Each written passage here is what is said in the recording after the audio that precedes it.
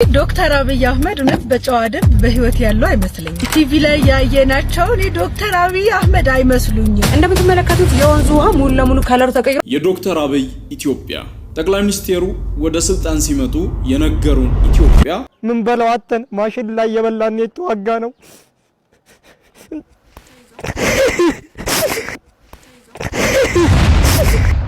ሰላም ለእናንተ ይሁን እንደምን አላችሁ በአዲስ ቪዲዮ መጥቻለሁ። በዚህ ቪዲዮ ክቡር የኢፌዴሪ ጠቅላይ ሚኒስትር ዶክተር አብይ አህመድ በህይወት አሉ ወይንስ የሉም የሚል አንዲታችን ከባድ ጥያቄ ከማስረጃ ጋር አንስታለች። እሱን ቪዲዮ የማሳያችሁ ይሆናል። እንዲሁም ደግሞ በኮምቦልቻ ውሃ ወደ ደም ተለውጧል ማለት ነው። የከተማው ውሃ ወደ ደምነት ተለውጧል። በምን ምክንያት ነው እንዴት ሆነ የሚለውንም የማሳያችሁ ይሆናል ማለት ነው። ወታደሮች የሰራዊቱ የመከላከያ ሰራዊቱ በለቅሶና በእንባ በሀዘን ተቀምጠዋል። በምን ምክንያት የማሳያችሁ ይሆናል ማለት ነው። እስኪ እንግዲህ የቪዲዮአችን መጀመሪያ ይሄንን ቪዲዮ እናደርገው። እስኪ ይሄን ቪዲዮ እንመለከተው።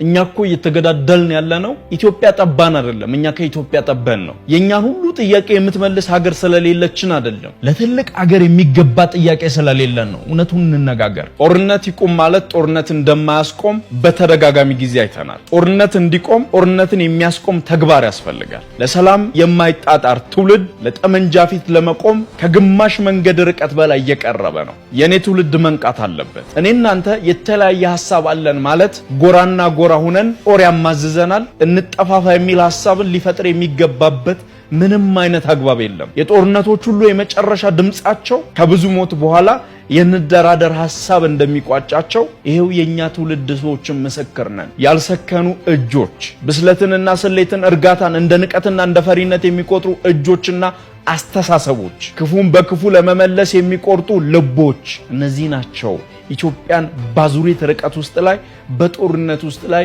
እያስሟቀቋት የቀጠሉት። መቼ ነው የሚበቃ? ጀግንነታችን እርስ በራሳችን ላይ በመናሳየው ጨካኝነት ነው። የገደለ እንጂ ጀግና እዚህ ሀገር ያዳን አይደለም። ያዳኑ ሰዎች፣ በጎ አበርክቶ ያላቸው ሰዎች፣ በጣም ብዙ ትውልድን የሚቀይር የቤት ስራን የተወጡ በሰላም ድምጸት ውስጥ ላይ ቅኔን የተቀኙ የትውልድን ነገ እንደ ጣፋንታ ያወሰኑ ሰዎች ቦታ የላቸውም። ዜማው፣ መወድሱ፣ የተለያየ ግጥማችን፣ ታሪካችን የሚጻፈው ጦር ለሚመዙ ብቻ ነው። ይሄ ማለት ሀገር ጠባቂነት፣ ድንበር ጠባቂነት፣ እምነት ጠባቂነት ስራቸው ሆኖ የሚዋደቁ የሀገሬን ልጆች የትናንት የዛሬ የነገ ምስሎችን የሚመለከት አይደለም። እንዴት ሰው ራሱን ይገጥማል? እንዴት ሰው ከራሱ ጋር ደም ይፋሰሳል? እንዴት እሱ ራሱ ደግሶ እሱ ራሱ በሚሸነፍበት ዓለም ውስጥ ላይ በዙሪያ ሞኝነት ይደቃል? በጣም ብዙ የቤት ስራ አለብን። ኢትዮጵያ የቤት ስራችንን ጨርሰን አፍሪካዊ ፈተናዎቻችን ብዙ ናቸው። ዓለም አቀፍ ፈተናዎቻችንማ አይቆጠሩም። መቼ ነው የምንነቃው?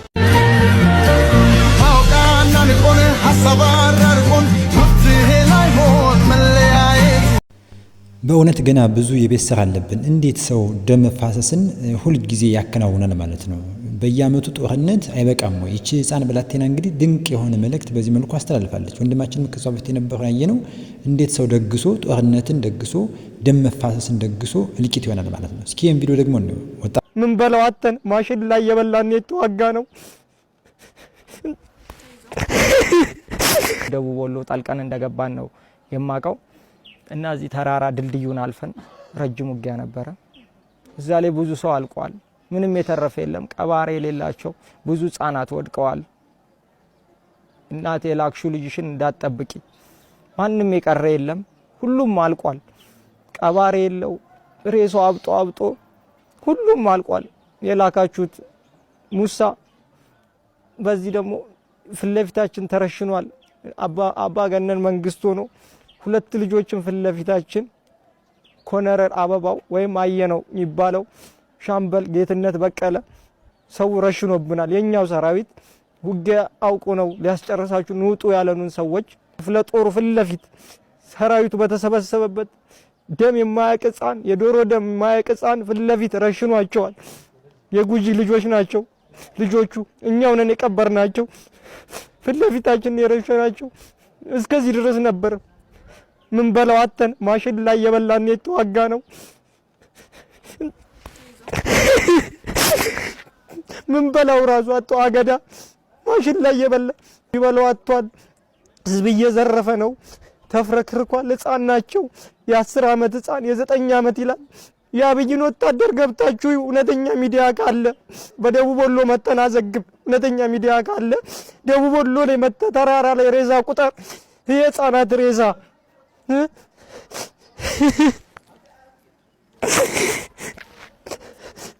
እኔ እግዚአብሔር ይመስገን ምንም አልሆንኩም እስካሁን። ግን በጣም ህፃናት አብሬ የወጣኋቸው ልጆች በስሬ ናቸው ያለቁት። እና አብይ እያረገ ያለው ጥሩ አይደለም። አሁንም እንደሰማሁት ባለኝ ነገር ቡልቡላ ላይ አዲስ የመከላከያ 16000 እንዲችል አድርጎ እየተሰራ ነው ተብሏል።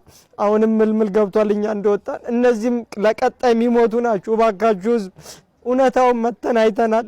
አንድ ቻሌንጅ አለ። ቻሌንጁ ምንድነው የሚሆነው? ስቶፕ ዋር ኢን አማራ፣ ጦርነት ይብቃን። ለምን የአማራ እናቶች ይሰቃዩ? ሀገር ውስጥ ጦርነት ሳይሆን ከውጭ ሀገር ጋር ነው ሁላችንም አንድ ሆነን መዋጋት ያለብን።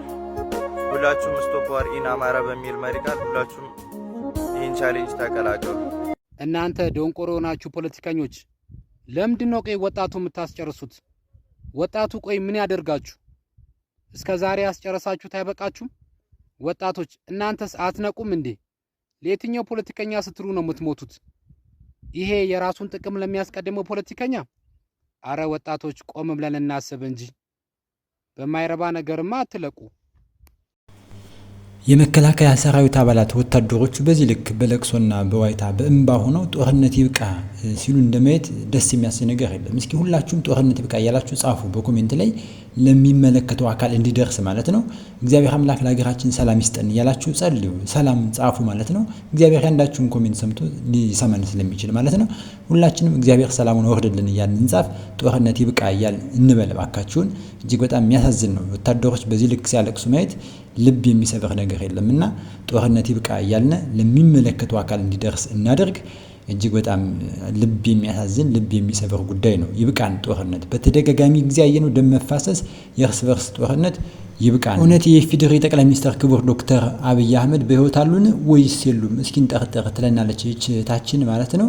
እንግዲህ ይህን ቪዲዮ ማሳያችሁናል። ከዛ በፊት ግን ይህን ቪዲዮ ነው እስኪ።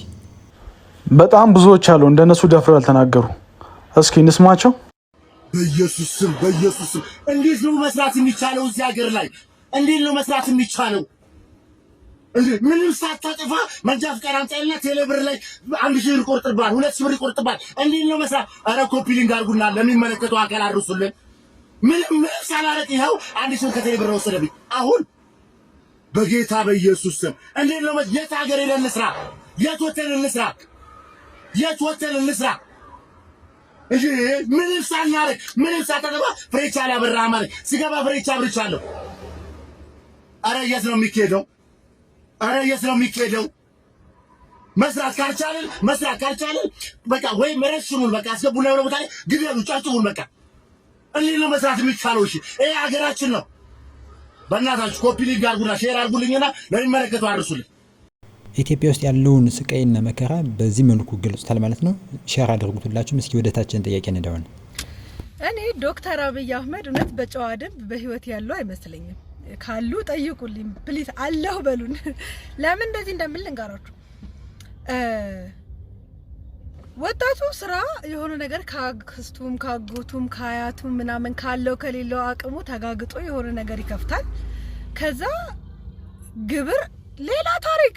እኔማ የአፍሪካ አህጉርም ነው መሰለኝ እንዳጠቃላይ ምን ከፍለው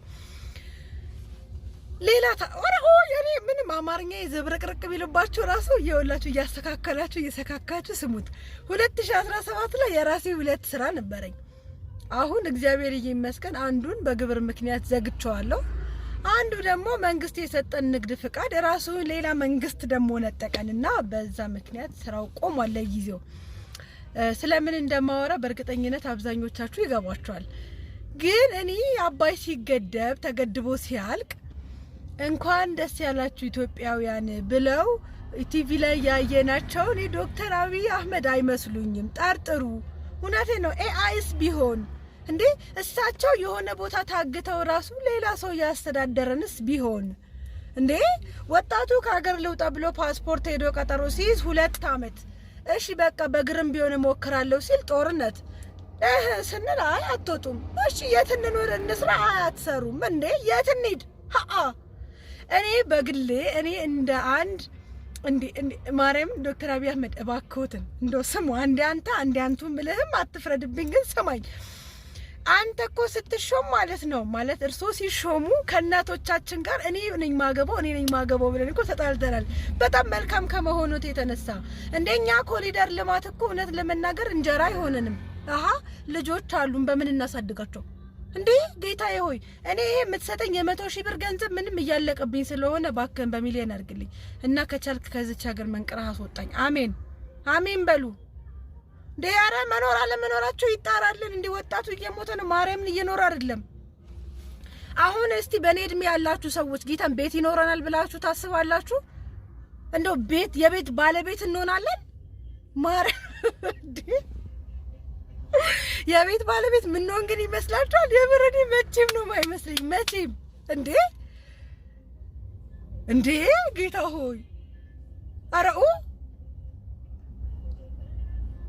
ገና አሁን ሀብታም እሆናለሁ ብዬ አስብ የነበረው ሴትዮ ወደታች ወርጄ ገና ትንሽ ከፍ ስል እያፈረጠ ወደታች ወርደኛል። ማርያም አረ በገብርኤል አረ ተው እንዴ ድሮን እንድንናፍቅ አታርጉን እንጂ በዚህ እድሜያችን እኮ ድሮ እያልን ማውራት ጀመርን እኮ እንዴ።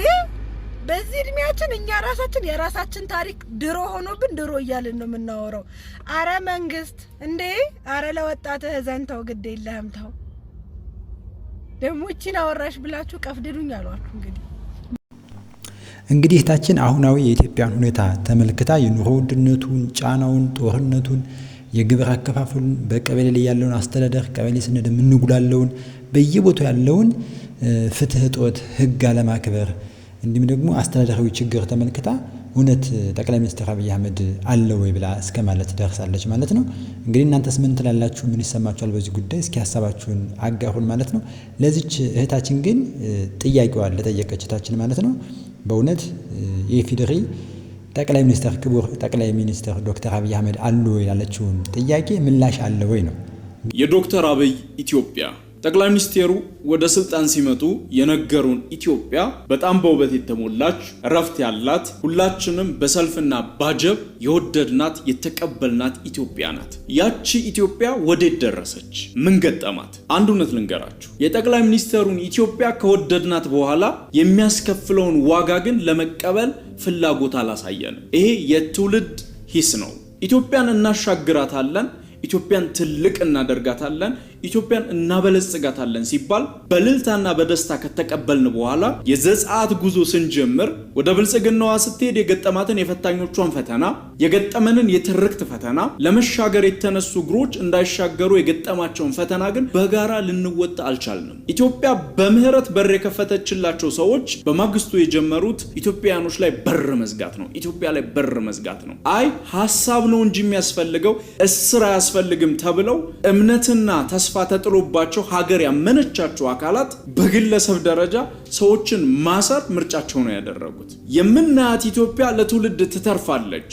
ከኢትዮጵያ መቀነት መዝረፍ የቀንጅብነት ነው ተብለው በስብከት የተስማሙ በተስፋ ምህላ ላይ የተቀበሉ አካላት ከኢትዮጵያ የምናገኘው ነገር እስከቀረብን ድረስ ኢትዮጵያ ትፍረስ ብለው በአደባባይ ነው የተከራከሩት። ኢትዮጵያ የትውልድ ብርሃን ትሁን ተብሎ ቀን ከሌት ጉዞ ሲጀመር እያንዳንዱ የኢትዮጵያን ፕሮጀክት እያንዳንዱ የተጀመሩ ታላቅነትን ታሪካዊነትን የሚያስመዘግቡ የኢትዮጵያ ልማቶችን ሳይቀር በየሚዲያው የትችት ናዳ ፍጆታ ነው የሆኑት። ፖለቲከኞች ፖለቲካዊ ሐሳብ ሽጠው ከማደር ይልቅ የኢትዮጵያ ምሳሌ የሚሆኑ ጉዳዮችን በማራከስና በማጣጣል ፖለቲካዊ ፍልስፍናቸውን ማራመድ ምርጫቸው አደረጉ። ህዝብ ደግሞ ትክክል የሆነውን በሚዛን መዝኖ ትክክል፣ ስህተት የሆነውን ስህተት ለማለት የሚደፍርበትን ህዝባዊ ሚዛን መገንባት ላይ መዘግየት አሳየ።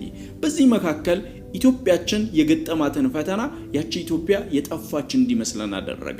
በእርግጠኝነት የምነግራችሁ አንድ ሀገር ነገ እንዲኖራት በሚያደርጉ የዲፕሎማቲክ በሀገር ደረጃ ባሉ መለኪያዎችም ልናያቸው እንችላለን። ያቺ ኢትዮጵያ የተነገረችው ኢትዮጵያ አልቀረችም፣ እየተጓዘች ነው።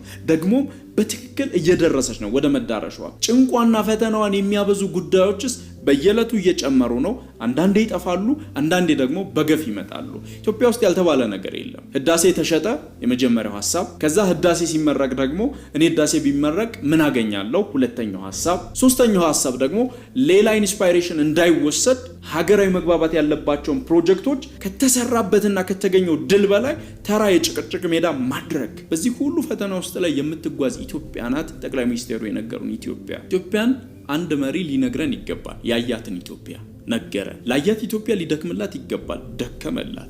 ላያት ኢትዮጵያ የገጠማትን ፈተና ሊቀለብስ በሚችሉ ጉዳዮች ውስጥ ሁሉ መሳተፍ አለበት፣ ተሳተፈ። ይህን ሁሉ ካደረገ በኋላ ሌጋሲ ማስቀጠል የሚባለው ጉዳይ የጀነሬሽን ጉዳይ ነው። እውነቱን ስነግራችሁ ጠቅላይ ሚኒስቴሩ ሰማይ ጠቀስ ፎቅ ለቤታቸው ገነቡ የሚል ዜና አይደለም የተነገረው። እሱ ቢሆን ለመቃወም ይመቻል እያልን ያለነው ነገ ጥለውት ለሚሄዱት በሀገር ውስጥ ላይ ግን ተጥሎ የማይኬድ ፕሮጀክቶችን ጭምር የጠቅላይ ሚኒስቴሩ የግል ንብረት አድርጎ የሚተቹ አመለካከቶች ተፈጠሩ። ከዛ የመጨረሻው ይቺ ኢትዮጵያ እንደማትሆን ተስፋ አስቆራጭ ዘመቻዎች ተጀመሩ። እነዚህ ዘመቻዎች ከሐሳብ ትግል በጦር ሜዳ እስከ ተከፈለ መስዋዕትነት ድረስ ቀጠሉ። ይሄ ወንድማችን የኢፌዴሪ ክቡር ጠቅላይ ሚኒስትር ዶክተር አብይ አህመድ የአሳየን ኢትዮጵያ የነገረን ኢትዮጵያና የዘጻቱ ጉዟ ምን እንደሚመስል ኢትዮጵያ በዘጻቱ ጉዞ ላይ ምን እንዳገጠማት ጉዞዋ ዘጻት ሆኖባት ወደ ብልጽግና የምታደርገው ጉዞ ምን እንደሚመስል ነገርና ነገር ግን ወደ ከናን የምትደርሰው መቼ ነው ምድረ ርስት የምንገባው ማርና ወተት ወደሚዘንብባት ብልጽግና ለሁሉ ወደሚሆንባት ምቹ ምድር የምትደርሰው መቼ ነው? ሁሌ ዘጻት ላይ ናት ወይ? መከራና ጉስቁልናዋ መቼ ነው? ይሄ እንግዲህ እሱ እውነታ ወይስ ፖለቲካ? እንግዲህ ይሄንን እላለሁኝ እኔ። እናንተ ምን ትላላችሁ? ዘጻት ግን ጉዞ አያልቅም ወይ? መቼ ነው ወደ ከነዓን ምድር የምንደርሰው ያልን እንጠይቃለን ማለት ነው። እንግዲህ ሁላችንም ማለት ነው። እስኪ ዶክተር አብይ አህመድ የነገሩን ኢትዮጵያና የዘጻቱ ጉዟ ምን እንደሚመስል ደግሞ በኮሜዲያን እሸቱ እንስማው እስኪ። ነይ ሙሴያችንን ላሳይሽ፣ ነይ ነብያችንን ይው፣ ነይ አሻጋሪያችን አንተ ነይ ጥቃት እኔ አፈርገባለሁ ከሳት ጎሽን የጌታ ትከል አንተ ችግኝ ትከል እኛን ረሃብ ባፍጢማችን እየተከለን ትከል የኔ ጌታ።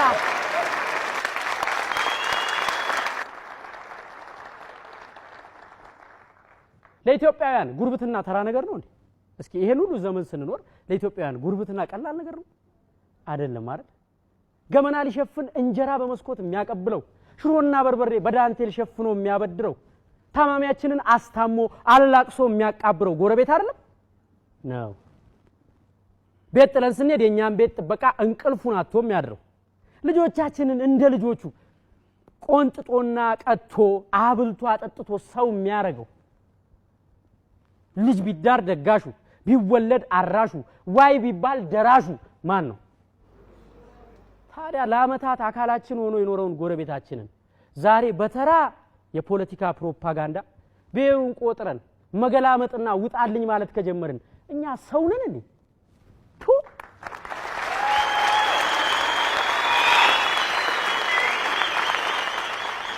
በቁማችን ሞተናል እኮ የለንም ሞተናል። ወንድም የማነኝ ሁሉም ኢትዮጵያ ውስጥ ወንድ የሆነ ጎረቤቴን ይነካዋል ቢል ማንም የብሔር ጥቃት አይደርስበትም ነበር።